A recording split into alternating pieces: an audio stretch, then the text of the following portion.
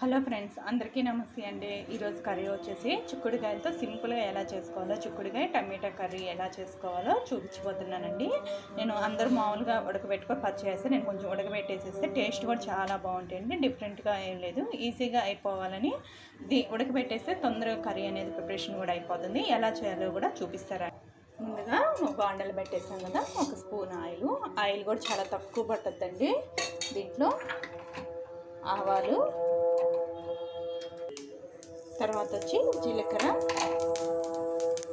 కొంచెం 4-5 కరివేపాకు రంగులు, సన్నగా కట్ చేసి పెట్టుకున్న ఆనియన్స్ ముక్కలు చాలా సన్నగా కట్ చేసుకోండి. కొంచెం మీ ఓపికని బట్టి కట్ చేసుకోవచ్చు. ఇది కొంచెం మగ్గనిద్దాం. ఇప్పుడు ఆనియన్స్ కొంచెం మగ్గాయి కదా, ఇప్పుడు టమాటా ముక్కలు మీ సైజుని బట్టి కట్ చేసుకోండి. మీ నచ్చినట్టు కట్ చేసుకోవచ్చు. కొంచెం సన్నగా కావాలన్నా సన్నగా వేసుకోవచ్చు, లేదంటే ఇప్పుడు ఒక 5 నిమిషాలు మూత పెట్టేద్దాం. మొత్తం ఇలా చేసేసుకొని మూత పెట్టేసేయండి. ఇప్పుడు ఇలా వచ్చాయి కదా టమాటా ముక్కలు, ఇప్పుడు చిక్కుడుకాయ దెబ్బలు కూడా వేసేద్దాం. నేను ముందుగా ఉడకబెట్టేసాను కాబట్టి ఫాస్ట్గా అయిపోద్ది కర్రీ అనేది.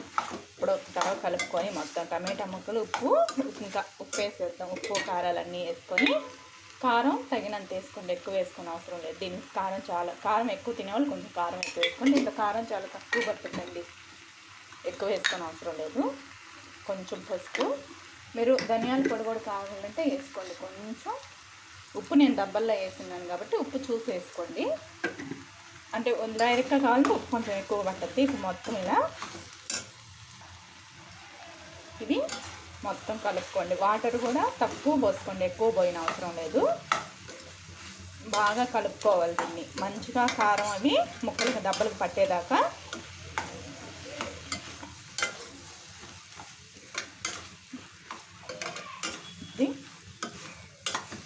ఇప్పుడు వాటర్ పోసేసుకుని, వాటర్ కూడా చాలా తక్కువ పోసుకోండి. అంటే ఎక్కువ వాటర్ పడలేదు, ముక్కలు మునిగేంత వరకు పోసుకుంటే సరిపోతుంది.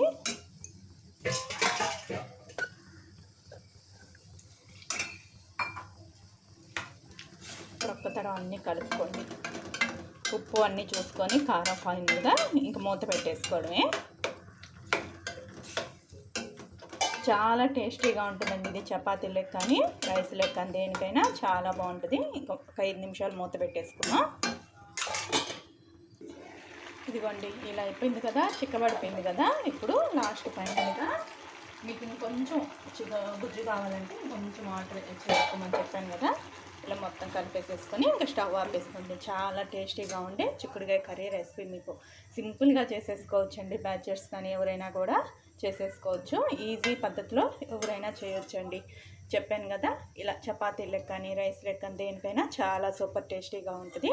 ఇదండి, ఇంకొక మంచి వీడియోతో మళ్ళీ కలుద్దాం. నచ్చితే లైక్ చేసుకోండి, షేర్ చేయండి, సబ్స్క్రైబ్